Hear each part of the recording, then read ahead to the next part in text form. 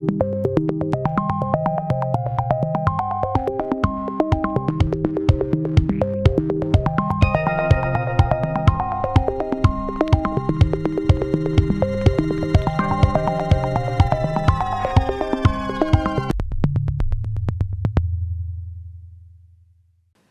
and welcome to the last web event of the Sustainable Bus Tour 2022. Since the foundation of Sustainable Bus Media back in 2018, we had the goal of focusing on energy transition, of course, but not stopping at that.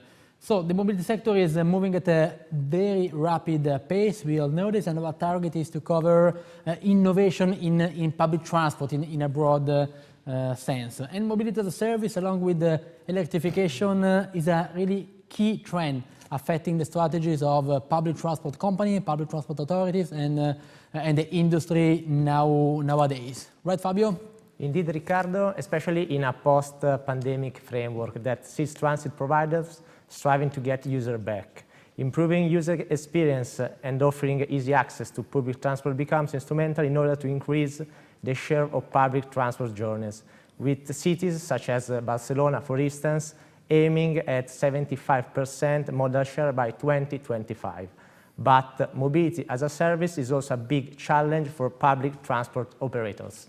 Yes, exactly. A lot of challenges, let's say. Integration with new partners and new services, digitalization of the processes, ticketing, intermodality, and last but not least, or even the most important one, finding a real business case. And today's agenda is made of Lydia Signor, Combined Mobility Manager of UETP, who will be delivering an introduction to the topic. Then we will be having a roundtable with Julie Sulli, MaaS Project Leader at Keolis Group, Sampo Hietanen, Founder and CEO of MaaS Global, Ignazio Cordella, Global Head of Marketing eBus at NLX, and finally Stefania Di Serio, Sales and Business Development International Market at Alvaviva. Here we go.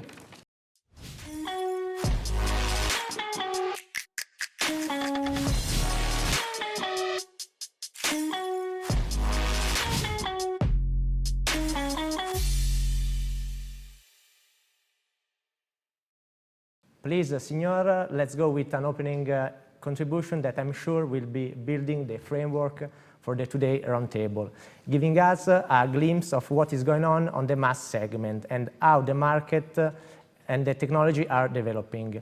Maybe starting from an explanation of that combined mobility that I see in your job title, please. Well, thank you very much for having me today.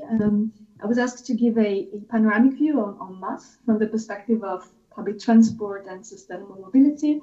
As said, my name is Lydia Signor, and my role is Combined Mobility Manager at UETP. I will tell you a bit more along the way in the presentation. But first of all, let me tell you that looking at the future of urban mobility, an important path for public transport is to grow into an integrated, sustainable, multimodal system. And the key word, of course, that comes to mind to many people here is MaaS, mobility as a service. And in this sense, we see MaaS as part of a wider effort to transform the current mobility system and move it away from its car centricity. So let's move with, thank you. I'd like to start here. So where are we with MaaS? We've been talking about MaaS for many years now. And I chose to put this Gardner hype cycle there because it's a graphic representation of the perceived value of a technology trend or innovation and its relative market promotion along its maturity cycle. So that's what we see on the screen. So where are we with MaaS? And some people say that we are in the throat of disillusionment, which is almost the most difficult phase. We understood that the idea was maybe overinflated before, but this is not bad. Actually, the contrary is the opportunity to reframe the concept and move forward. But for this, there's a need to assess, to evaluate where we are in order to move forward. And there's a first evaluation exercise in France that I'm aware of with a few data that I'm using today. And I'm aware also of other ongoing exercise by a university in Sweden. So there is more to come in this MaaS space. But for the moment, let's go to the next slide, please. Yeah, to show the limited impact of MaaS applications so far, here you can appreciate a first evaluation from France, very limited, but still it gives you an understanding. If MaaS applications were in average downloaded by between 10 and 35% of the population in a given area, well, only maximum 0.54% of that same population was connected to the app, at least once per month. So that's an interesting data to start from. So this is why we say we need to take to see where we are with this. But looking at the market in the next slide, we have also seen that different business models actually moving. There's a B2C segment that is going down, business to customers, so directly to proposing an offer directly to the user. This is going down. And we see more B2B, business to business, for example, housing, for example, insurances, and employees, how we give services to them, mobility services to them, that is growing. And of course, very much the segment of business to government growing a lot, with lots of experimentation and trials and MaaS applications put in place by public transport authorities and the like. So when we look at this in particular, and when we look at the objectives, why they do this, what are the reasons for governments to develop MaaS applications? Well, it's difficult to evaluate the effect on modal shift, which is a key element when you look at sustainable mobility. And we see other objectives. You can see on the slides, there are a few of them, just to state a few. We see MaaS as an objective to improve the knowledge of flows and users, of course, but also to provide a new communication channel to travelers, and also to promote access to mobility services for targeted audiences. This is among other objectives. So there might be other objectives for MaaS applications. This is one thing that we're seeing. In the next slide, please. So I propose to take a step back, actually, and starting from the definition that UITP used in 2019 in a policy brief about MaaS. So if we look at the definition, it's a long one. I'm going to read it with you. So MaaS is the integration of and access to different transport services. And here is, of course, public transport shared on demand and so on. Is that integration access in one single digital mobility offer, with active mobility and an efficient public transport system at its basis. It is a tailor-made service that suggests the most suitable solution based on the user travel needs. MaaS is available anytime and offers integrated planning, booking, and payment, as well as information. And it provides basically easy mobility and enable life without having to own a car. So that's the UITP definition. So there's a lot of things. And I like to highlight a few points for you. So if you look at integrated planning, booking, and payment, which is the classic elements we think when we look at MaaS, we're going to see that we are advancing in this, but there are still challenges there.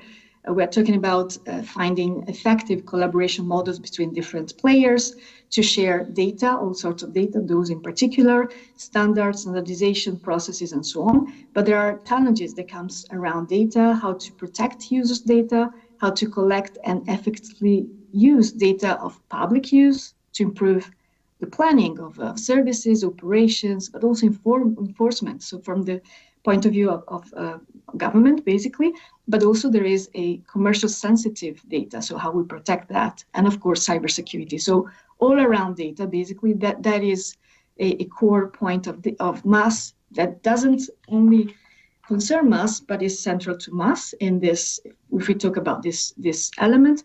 But in the next slide, I'd like to highlight the mobility part of it, the services part of it, because basically what we see, let me put my notes there, in the concept of MaaS, the creation, not just the integration, the creation of a comprehensive integrated mobility offer is in the background. So, but these services are very much the first ingredients. You need to have those services to have MaaS. And we're talking about local daily mobility here, and public authorities must get involved. In the next slide, I'd like to point out at different mobility services here of different kinds, as you can see on the screen. And this is maybe perhaps why we need to go beyond MaaS, and we need to focus also on different mobility services, because indeed MaaS is a layer of integration. It doesn't create per se capacity, but it relies on what exists. So are those services there? They're having the right capacity with the right planning? Are they integrated with public transport? Are they physically integrated among themselves, mobility hubs and so on? There are many questions when we look at services that are not necessarily in the scope of MaaS, stricto sensu. In the next slide, I'd like to highlight the last point. Yeah, policy goals. Why we want MaaS? As I was saying, it's a way to move, to transform actually the mobility system. And it's a political goal, it's a policy goal. And to achieve this, much more than technology and data is needed. So poor technology projects don't deliver per se on policy goals, that you need government to get involved in that. And the future of mobility requires effective mobility planning, multi-partner collaboration, involvement of citizens, users. There's skills on the public side that needs to be funded, promoted, and so on. So there's a lot of challenges behind in the background to succeed into this. And MaaS can help, of course, but it needs a strong framework for MaaS to contribute, to deliver, to help. And so for us, public transport authorities are in the driver's seat to transform local mobility from car-centric to user-centric, but also regional and national federal authorities have a role to play. For example, by changing fiscality, creating frames for employees to benefit from more sustainable mobility. And this is very much something that is happening in Belgium with companies' cars, and this is key for B2B MaaS, for example. So there's a lot of things that can help MaaS to deliver in that sense. And in the next slide, I'd like to reply to the question that I was asked about combined mobility. So at UITP, actually, we work on multimodality with a combined mobility approach. Basically means that the mission of combined mobility to satisfy mobility needs with a comprehensive, integrated, coordinated mobility system where public transport is the backbone because it's a MaaS service, so it really serves that purpose, and is complemented not only by walking and cycling, but also by shared mobility and on-demand mobility. So it's that vision, and this provides alternatives to people, alternatives to reliance of car that is dominating in many territories nowadays, and this unlocks benefits for society, economics, but also the environment that we know. So that is a little bit how we look at multimodality in UITP, and there are two ways that you can see in the slide. One is focusing on the trip with the door-to-door focused intermodality, as somebody call it. So this is one way to look at it, but the more ambitious way to look at it is looking at the lifestyle, looking at the mobility needs on a week, on a month, on the year, how we can satisfy that. And that is maybe one day I'm using public transport, very good, but the other day I need perhaps a share car because I'm getting furniture or whatever. So it's using different services, not in one trip, but in my diet, mobility diet, if I can say. So if that is the vision, then what kind of MaaS scheme we can put in place to serve this? So there are many questions there, but maybe in the last slide, I like to point at the challenges that we have nowadays. We were presenting that just before. So if public transport is central to build that multimodal lifestyle and enable life without relying on cars, well, so how can we innovate with the current situation, with the current challenges, when the current business is threatened? We have costs increasing, revenue going down, and there's, as never before, a need to transform the sector. So how can we move forward to that system, and how can we go beyond the threat of disillusionment? And with this question, I'd like to leave open the discussion. Thank you very much. Thank you so much, Lydia. I found the data provided in one of the first slides quite discouraging, the data about the French market. So a maximum 0.5% of active accounts in a territory. Just asking you, maybe, do you have any explanation for that? It is not too much, not enough communication, too difficult to handle, there's an age gap. I don't know if in UTP you have kind of an idea about which could be the explanation for that?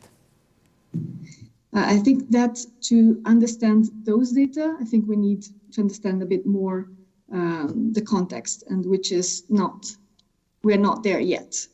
These first evaluations that were done in France in the frame of CEREMA, a working group done run by CEREMA, is very much to start looking at the data and try to understand. There are many limits to the interpretation of this, so there's not, for sure, not one reason to explain that, but it shows that there is something to be done, and this is what we need to do in order to move forward. We need to understand better. We need to collaborate and share data already to understand where we are and how we can move forward. Okay, many thanks again, Lydia, and take back from your presentation also the question that I'd like to see also the opinion of the other panelists about with which focus should we build MaaS systems for. Thank you so much, and let's go to the roundtable.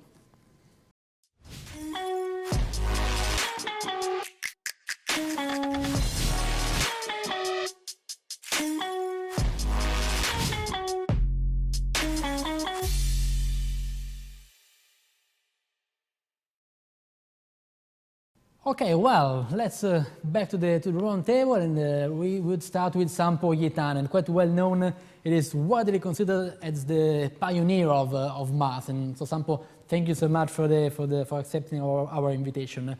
An easy question: many things happened in MaaS since the launch of your activities in 2015. So I would be asking you how the MaaS concept do you see has changed so far? We've seen that MaaS is kind of one big brand, but models can be various. So which trends have you seen from 2015 to nowadays, please? I would say that the basic concept has stayed the same. It is about the user interface to how digital disruption looks like for the end user. Having said that, it's a humongous industry, and it was pretty much known that almost everyone will look at it from their perspective. Very little will look at it from the actual consumer perspective. We want to govern, we want to tell people what to do. Not many want to serve it. I think that for a normal evolution of a completely new product category in a big enough industry like this, COVID set us back at least 2 years. And now, of course, the financial crisis for getting growth funding will set it back for another year. So even on the hype curve, it's kind of relatively hard to judge it on a normal scale because there was kind of a pause into new things. If we take, for example, us, during a couple of years, it was relatively hard to go into London when you didn't know if London is open or closed, and that really did set us back. There are a few flaws still within the industry, and like I said, it is really hard to go after the consumer because we're all kind of looking at it from our perspective. We hear that from the perspective of the city, from the perspective of the public transport, from the perspective. Not many really look at it from the perspective of selling to the consumer. So maybe one misconception that I'd like to correct here is we tend to think about whether this is a B2C, B2B, B2G, B2B2C, or whatever. Look, like we heard from before, we have to at least try to be as good as the car. That has to be the ultimate goal. Otherwise, it's not really disrupting anything. And eventually, believe me or not, it is a B2C business. It's a consumer business, however you want to frame it. The rest is more just thinking about what are the channels to the consumer. I mean, we're not saying that the car industry is a B2B business, even though about 50% of the cars are actually coming from the employer. It's still a consumer business. You still have to sell your Toyotas and BMWs to the consumer, even though it would be subsidized by your employer eventually. So it is ultimately about this part. What it has changed, I suppose, things that have not changed, sadly, enough, is that 2015 there was a lot of research, a lot of speculation, a lot of those that want to regulate this. Very little of those that want to actually wrestle with the consumers every day. and really try to serve them and sell to them. And that still remains a bit of the problem. We have a lot of research, very little data, as we saw from the previous one, which is a bit of a shame. What has changed, I suppose, is that we're starting to see a change in regulation from understanding that we need to create markets if we ever want to be successful in this. Maybe the last good parts of regulation were in Milan.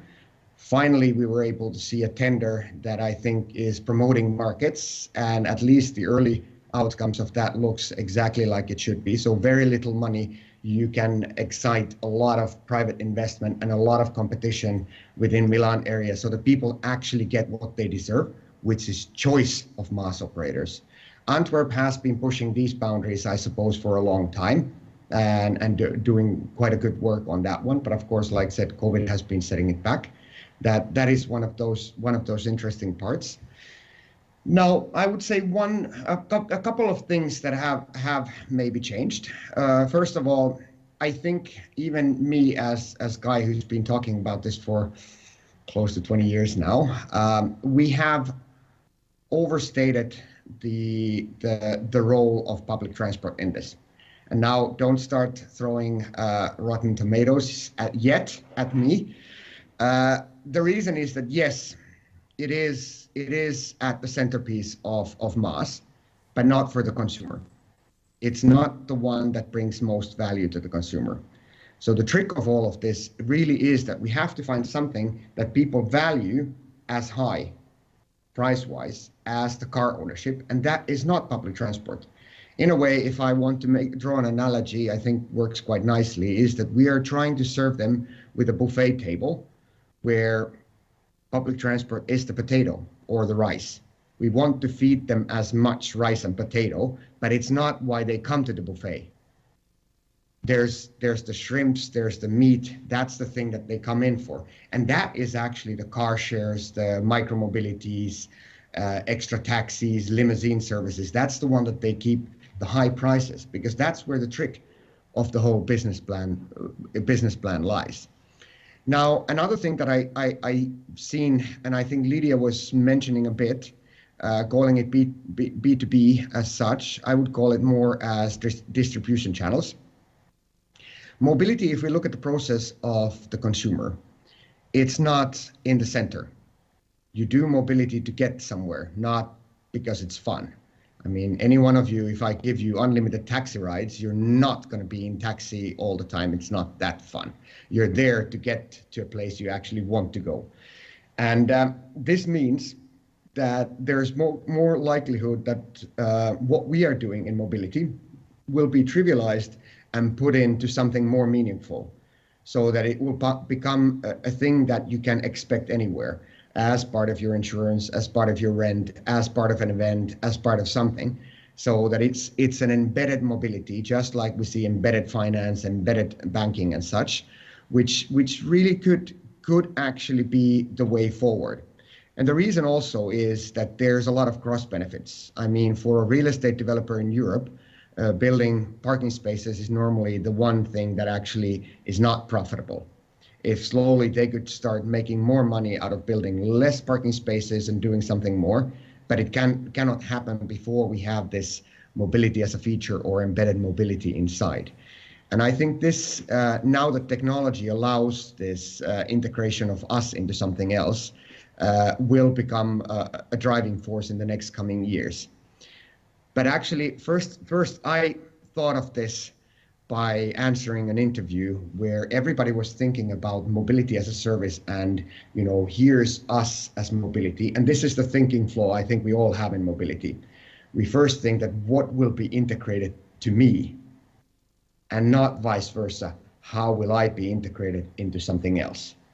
And I think this is by far the biggest blocker that we all have within mobility. We all think that everything will be integrated to my business, and very little do we think that how will I be integrated into others. And as soon as we get over this and get from this kind of platform economy thinking into API economy thinking, I think we're starting to get it. Eventually, it is about easily, conveniently getting people to places that they love without them having to think at all. Perfect, thank you, Mr. Ietanen. And now it's great that we have this virtual roundtable, transport operator, an important one, Keolis. Julie Sully, how will you define Keolis' approach to mobility as a service? Which is the role of MaaS within the group strategy, maybe with the help of a best practice, please? Well, thank you for having us around the table today. It was a really good introduction to hear the UITP point of view, because of course we are a public transport operator. So basically our main mission is to support the public transport authorities' sustainable policy in the first place. And of course we would see public transport as the backbone of the service offer. What I found interesting is, for us, we have a public service mission. So basically we need to get, and when we've seen this with COVID, we are, I would say, a basic service for people to move from point A to point B to go where they need to go, because not everybody has an alternative to public transport to go to work or to visit their family. So our key role is in MaaS and in everything else is to make sure that we answer this public service mission in the best way possible. So there's something that I found really interesting with you, Sempo, is saying we rarely ask the customer what they need and what they want. And what's really interesting for us is that in our customer surveys, customer first and foremost ask for very good service in terms of real-time information, disruption management, and reassurance. So it's a true travel companion, and making sure that you integrate, I would say, fully all other mobility option is a very conceptual approach to what they need on a daily basis. And maybe that explains why we have, I would say, small numbers on the CEREMA statistics that you've shared, Lydia. And also, there is something that is quite interesting now, maybe you shared this point of view, is that we've seen MaaS as a revolution, something that needed to be created from scratch because there was nothing else comparable on the market. The way we approach it as public, the historical public transport operator is more of an evolution rather than a revolution. We have digital tools on the table right now, and our customer uses it. And we need to bring them from, I would say, classical public transport app into a MaaS app, integrating other mobility solution, integrating services, integrating functionalities that will ease the customer experience and reassure them. COVID has been a massive setback, but also I think it's an opportunity to get our customer back into our sustainable modes and to reassure them that there are sustainable ways to go from point A to point B. So it's both a threat and an opportunity for us. And coming back to what Lydia was saying, as a public transport operator, our view is that MaaS digital tools cannot be approached on a standalone basis. Basically, it's a systemic approach that we need to have, taking into consideration what's the mobility offer that we have. Is it truly integrated on the field? Because you can have the best app ever. If your bus shows up after the train has left, it doesn't serve you to anything. And it's also part of a whole systemic approach in terms of infrastructure, services, and not thinking only digital, because we have a lot of very digital-oriented discussion around MaaS, but not everybody and not all of our customers are happy with only a digital tool. Sometimes they need human relationships. Sometimes they would want to talk to someone they would not be able to use their smartphone. And if we want to have an inclusive and public service towards our customer, we need to think in a more general approach and embark all this leverage together. So as a public transport operator, we try to defend this very accessible and inclusive approach of MaaS, not only digital, but taking into account what all the leverage that will make a MaaS tool work. So the offer, the services to the customer, the back office, what is the MaaS for our people when they're talking to our customers, and trying to have this very global approach on MaaS. That would be our approach. Thank you so much, Joel. Yes, you mentioned the MaaS as more an evolution than a revolution. It is not something that should be built from scratch, indeed. And but the inclusive approach is totally instrumental, as there's a lot of discussing about the MaaS being kind of an app for smartphone. It is something much more than that, and we will be shortly focusing on this also with Stefania Di Sero from Almaviva. Stefania, there is a lot of talking about MaaS, and sometimes the ticketing, very often ticketing is the emerging part, is the one that got more attention. So you've been, I think in the past, also member of the policy board of WTP, Stefania. So given your experience, let's go very direct. So from the point of view of a technology provider like Almaviva is, can you tell which are the three main elements to establish a MaaS system in priority order, please? Yes. So first of all, let me say hello to everybody and thank you for taking me. Just a very small introduction. Almaviva in Italy is working very strongly on the mobility as a service. As you may know, the Italian Ministry of Transportation has funding mobility as a service, and the tender in Milano that was before quoted was part of this service, and there is also another tender in Rome that is just starting on this sense. So let me say that what we have seen in this past year, when we are trying to translate mobility as a service into a real service, not only very interesting discussion in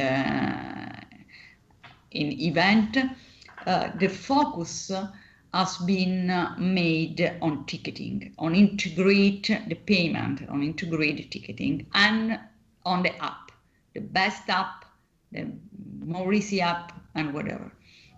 What we have seen, what is our approach in Almaviva, and we have created a platform that is called MOVA, exactly for that, is that we think that mobility has a lot of objective, as Lydia has shows before, but main of all, it means to provide seamless mobility to all and to each for every different solution, because everybody move for a reason, of course, but this reason also for the same person change during the day, during the months. And this means that every time that I move for something, I have different needs, but I also value something in a different way. Because if I'm going to work, I value the time more than the price. If I'm moving to reach the love of my life, I can spend whatever to be there in a while. So it's really interesting to understand what people want. And so what we have done in our platform is exactly done. We are building a platform that is people-centered, based on API economy in order to be integrated to everyone. Then again, ticketing, we have focused our attention on ticketing. And this is important, of course. Information is important, ticket is important. But before ticketing, there is service.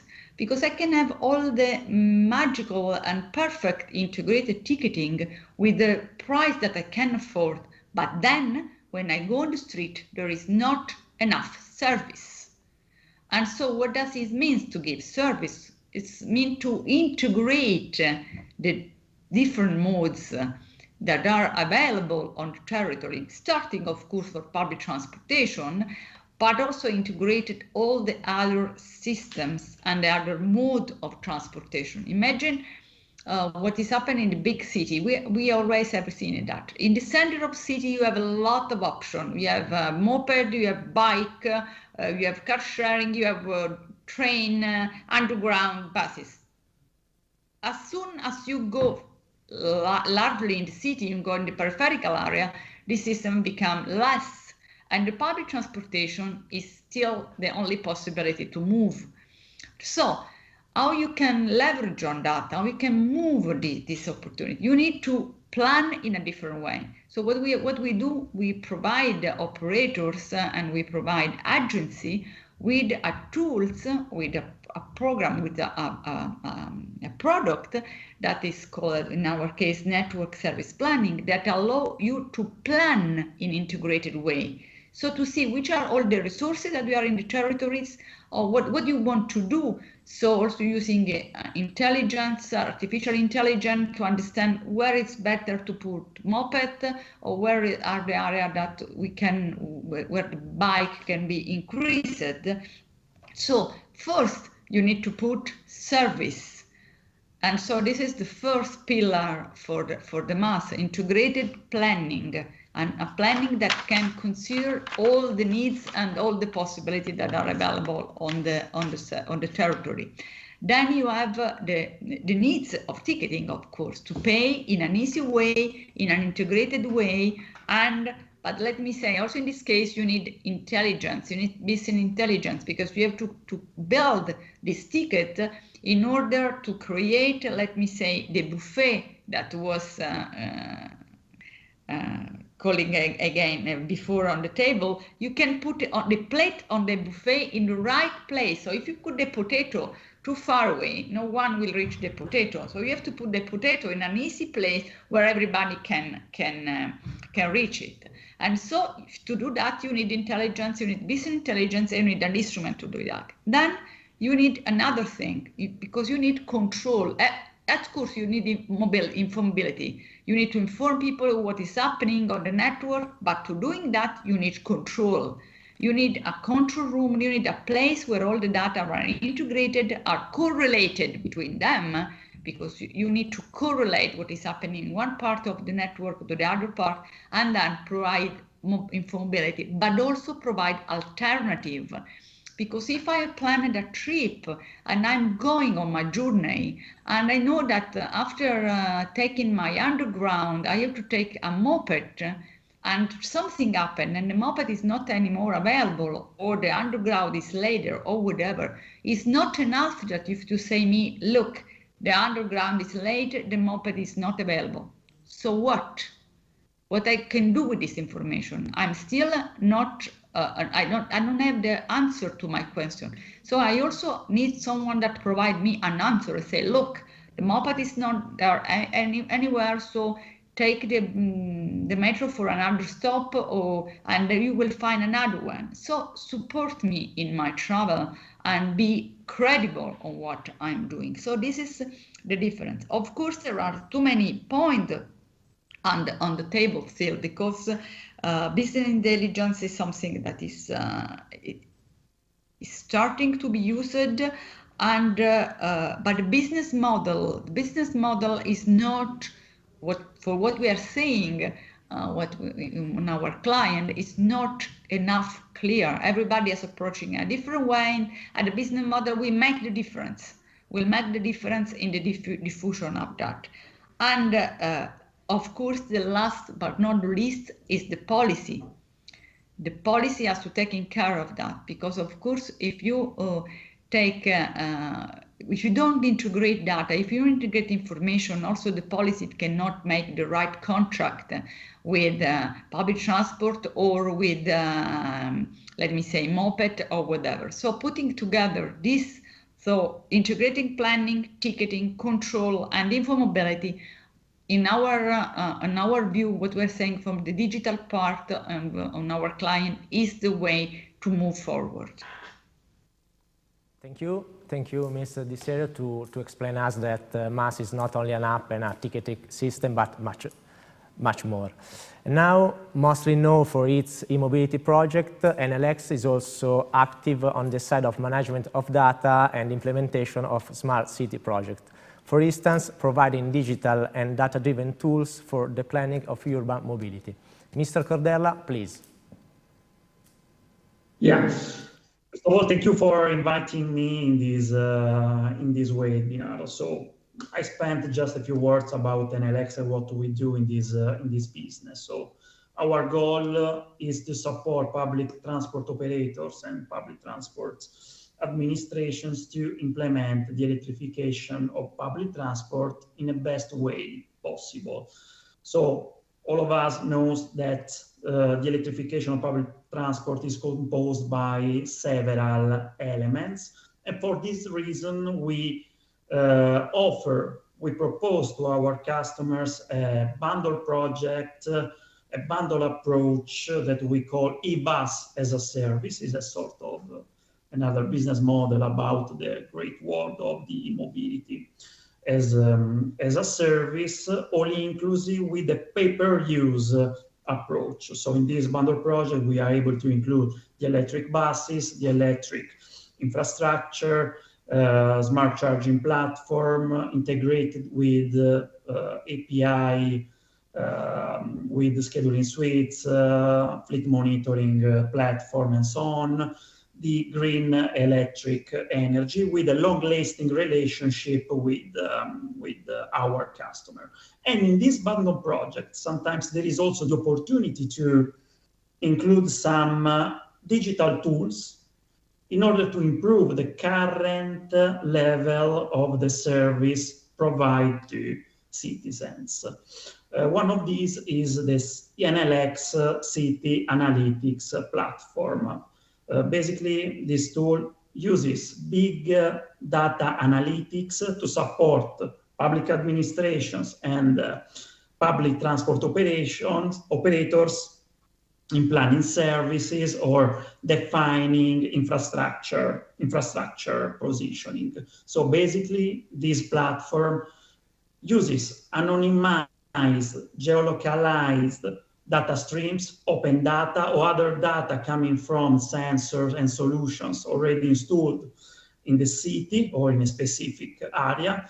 And thanks to this data, and thanks to some algorithms that we developed, we are able to release some reports about how the people move in the city or in a specific area, the traffic level in a specific period of the week, of the day, of the year, or during a specific event in the city, and other reports about, for example, road roughness.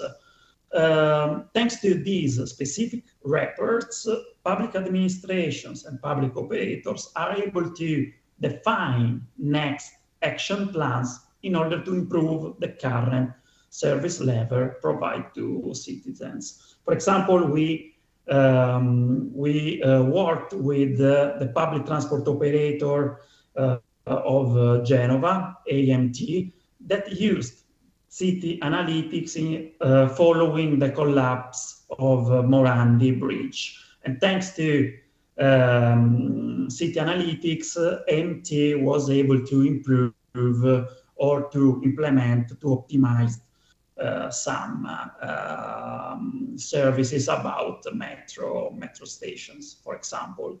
Thanks to city analytics, the public transport operators were able to understand the number of the people in each metro station during the day, some marketing activities to implement in some specific metro stations in order to emphasize the metro user and other types of actions. Not only about public transport, for example, the civil protection of agency of a region, Lazio region, always in Italy, used city analytics in order to define an emergency plans in case of tsunami in the Lazio region in Italy. So basically, thanks to this open data and data coming from sensor solutions already stood on the city, we are able to release some reports in order to help the city to become more smart. Well, thank you, Ignazio. Let's get back to Sampo Gaetano for the second round of the round table. A couple of you put the attention on the topic of business model and business case, and I'd like to bring you on this topic, Sampo. So, in a mobility as a service system, there are many parties, and I mean, one of the conditions I think we would all agree is that there should be a profitable business for all of these partners, of these players. So Stefano De Seo said before, the business model are not yet clear. I'll be asking you, Sampo, how to get there. So in your opinion, given this last 5 years, 7 years of activities in this field, how to get there, and are the financing put in place now by some governments? I mean, a good starting point. I think I already know your answer, but I will be anyhow asking you how to get there, and are we on the right track or not? We may be on the right track, but we're definitely not there yet. My thinking in around this is that if we do not find something that the consumer is really willing to pay for, we have failed. That has been the beauty of the car industry so far, that they really have created something that the consumers are willing to pay for.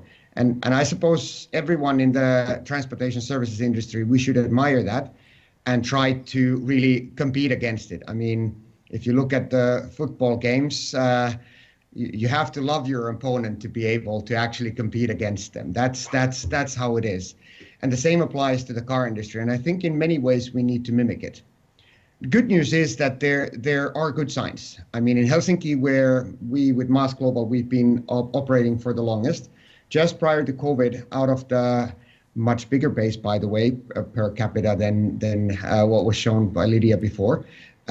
People out of those people, 24% said that they had either been able to avoid buying a car or they have sold a car with our help in it. So you really just, if you service them quite well, you can do it. Now, my dream in all this is that we would find a person, and we're getting closer to that in Milan, we would find a person that would have a MaaS operator where that same service would have money coming in from the consumer, of course, from the city or the authority, because, you know, if you're shifting from car ownership to something else, it has societal benefits, but also from the employer. If we could put in all these money streams into one service, and the one place where it needs to be integrated is actually the consumer, I think we're starting to get somewhere. And this is also the pathway to profitability. Now we seem to have these completely publicly funded projects, completely privately funded projects, because eventually we are creating a new product category. What it's lacking most at the moment is investment. We talk very little about this, but knowing from someone who's been on the B2C front all the time, the biggest expense is not these integrations and tech and such, it's user acquisition. That is a big cost. And out of any product, if you look at Uber coming into the field or micromobility, look at where they invested most, it's in user acquisition. We need to create this phenomena. It does not happen on its own on the minds of people. And that means a lot of marketing.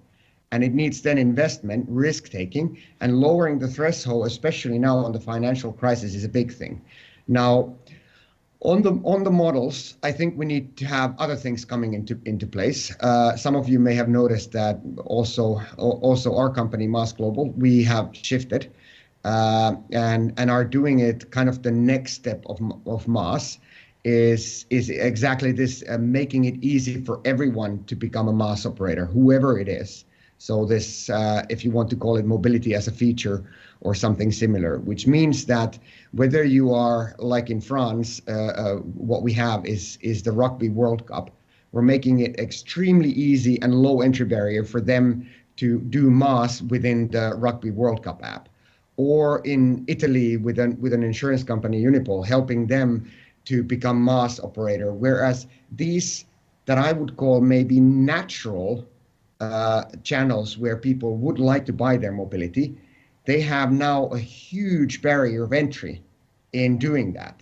And we as an industry need to lower that barrier and make it extremely easy for anyone who wants to embed mobility services, whoever you are, whatever kind of business, whether you're a retail shop or insurance company, a real estate developer, whoever, that you can just plug in the mobility into your offering easy as it goes. Because let's face it, car is extremely integratable product at the moment. The whole society, the infrastructure has made it an extremely easy integratable product. When it comes to policies, we fail to see some of the biggest ones at the moment. For me, actually, at the moment, the biggest blocker in policies in the whole of Europe is quite simple. If we look at the new cars coming into the market, I heard just the other day that it's roughly about 50% of new cars that actually come via leasing, new cars. Now, we have a line of big and small companies that are queuing to us saying that could we please have an option of a package, of mobility package that could be, you know, instead of a company car, you could have a mobility package. And guess what? It's not possible in any European country at the moment. Either it is impossible or it's made tax-wise less seductive as car leasing, or it's made completely complicated. You say that there will be a mobility budget, but then the consumer would have to report every time whether they do walking, biking, public transport, using car and such, which is, come on, it's nonsense. You get a car, you get it like this. And this is still happening in today's world, which for me is unthinkable, to be honest. We could solve the whole MaaS investment and getting into market problem by just doing this within EU, and it would happen within a day. Thank you. Thank you again, Mr. Ietanen. And two macro trends are in front of everyone today in public transport: energy transition and digitalization. Julie Sully, Keolis, how do you see the development and the relation between these two topics, given that they share a common basis? They rely on public fundings, as the business case has still to be found, or I am wrong? Please. I would say business case is still to be found. If I had it, I would sell it and make a huge amount of profit. But no, the business case, and from our public transport operator, we at Keolis are not providers of MaaS solution as such. We are supporting our public transport authorities to find the right combinations or the right solution for their own needs. And we don't believe there is one solution for all territories, because there are specificities in the mobility territories and needs and customers.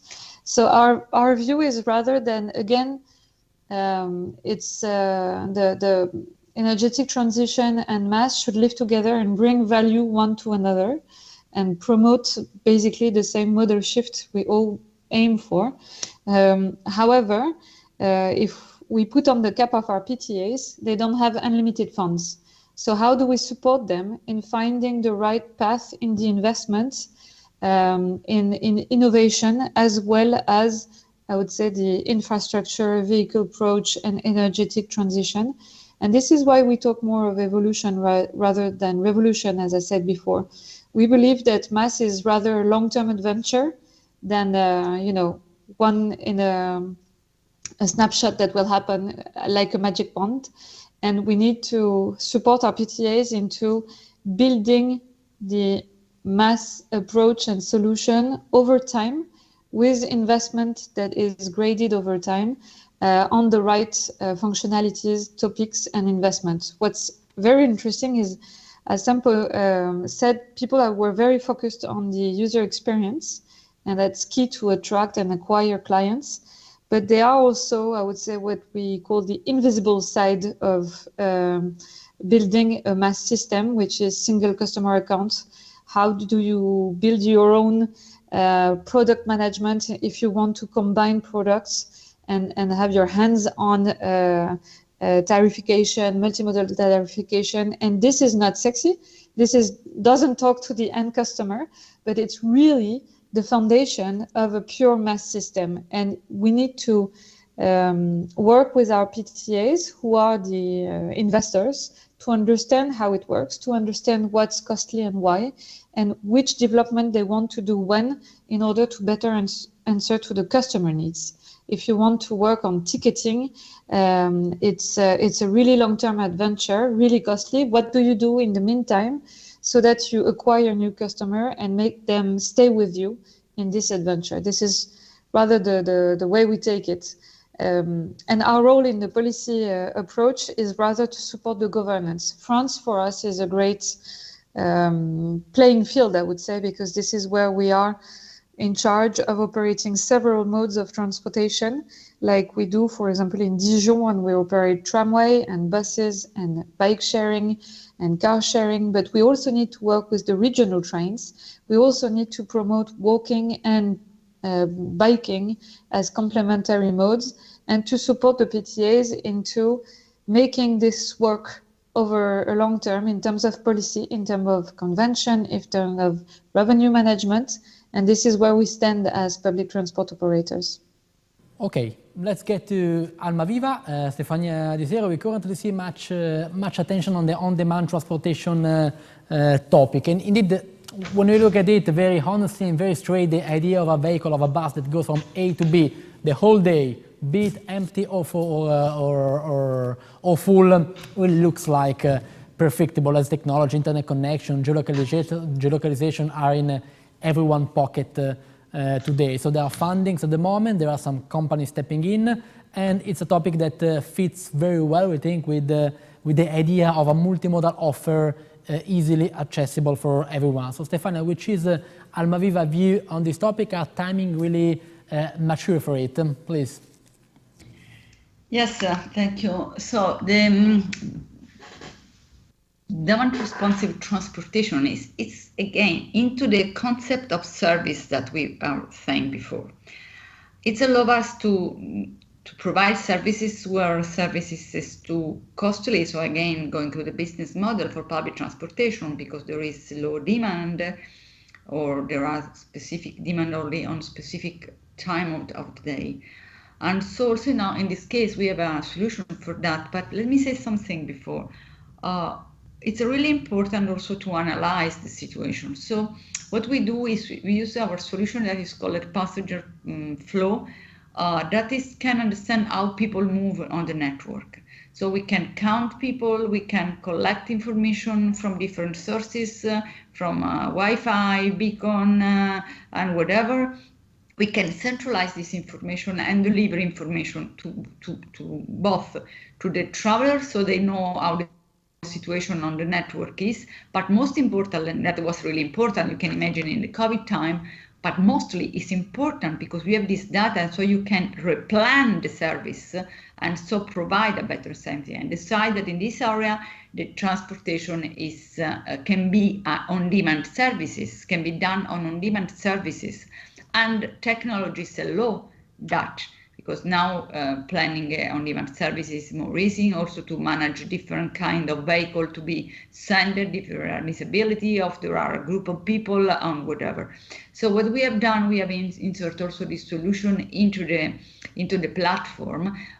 And again, this is the basic of is to having all the data and all information in one unique point. That for us is the information hub, what we call information hub. But can be whatever, but what is important that data are collected in a unique point, and information coming from control and from real situation, from requests, are managed in an integrated way and can be delivered. In these ways, you can plan where to put demand responsive services, and also you can insert into your planning, into your app, in the information that you give to your client, the demand responsive service. So you can take one piece of your travel with demand responsive transport, and then you can have another part of your journey with public transportation, another one with moped, or even with your car, because in this way also car is not the demon, but is something that can support the system. And so the demand responsive transport is one solution that is growing up in Europe, in Italy, but still I think there is room for improving this kind of solution and answer specific question of specific area with these solutions. Thank you again, Ms. Di Serio. And now the last question is for Ignazio Cordella, NLX. Still on transportation on demand, how to maximize the usage of vehicles offering a tailor-made service? Which tools, please? In particular about on demand. So we believe a lot about this application because it's an excellent and very low-cost solution for providing a real value-added service to citizens. And we want to also demonstrate that these on-demand applications is possible to use with an electric bus or electric coaches and shuttles. For this reason, in this week, we are going to implement a pilot in Iglesias municipality in Sardinia region for 1 month, where we provide the on-demand application. So the citizens will be able to select the trip with an on-demand approach. And also in this pilot, we provide also the buses. It's a mini bus, is full electric. The electric energy provide with the charging stations already installed in the city. So for us, it will be a potential offering for our customers. So I mean, the electric buses with electric energy provide with the current charging stations already installed on the field with the on-demand applications using for sure digital tool. And another tool that we use in the mobility as a service ecosystem is the eBus simulator. So basically, we developed this tool in order to define a pre-feasibility analyze in order to understand the best solution for electrified current routes that we have, the endothermic buses. So thanks to this tool that use GTFS data, we are able to define the typology and the number of electric buses necessary to cover the current service level, the potential charging policy suggested overnight, fast charging, pantograph installed on the routes, for example, and also a first preliminary estimation about the total cost of ownership to implement the electrification of public transport project. And this tool is totally for free for all public transport operator. And you can find this tool on our website. Oh, thank you so much, Ignazio. There was a time when public transport was something quite easy. I think you had a few parties, PTA, PTO, manufacturers, and electrification, digitalization are really making the landscape changing. So there are many new players needed, infrastructure, energy providers, financing partners, MaaS operator, getting very complicated. And I actually hope that today we achieved to give a glimpse of this, of which are the trends in place, which is the state of the art, which are the outlooks on this kind of these many issues on the table. So I would like just to say really thanks to our panelists that showed their contributions today, and thanks to our audience. And we will be back in 2023 with a new season of events under the brand of Sustainable Bus Tour. Thank you so much, and bye-bye.